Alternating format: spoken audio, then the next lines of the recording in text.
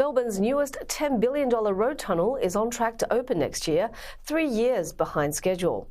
The Victorian Premier Jacinta Allan becoming one of the first to drive the Westgate Tunnel end-to-end. Victoria political reporter Simon Love joined her. We're deep below Melbourne's western suburbs, inside the new Westgate Tunnel, which the government says will open to motorists at some stage next year. Today, Jacinta Allan got behind the driver's seat and drove the full 4-kilometre distance end-to-end in the outbound tunnel. But it's still going to be some time before Victorians are able to do the same as crews conduct the fit-out. When this project is completed, before the end of next year, when this project is completed, it's going to transform transport around the city. The government needs to be transparent that they will open by a certain date. Remember, it's 10 years since this government has been in power and not one major project has actually opened.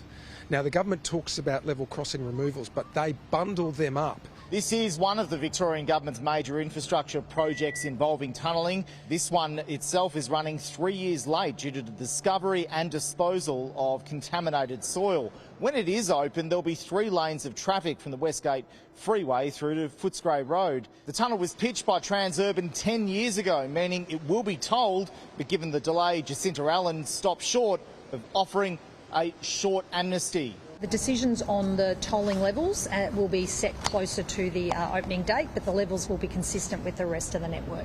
The costs of an amnesty would not fall upon either motorists later on or Victorian taxpayers, households and businesses at some point or in some way. Concerns too from residents around toxic fumes. The minister says they'll be extracted thanks to large fans.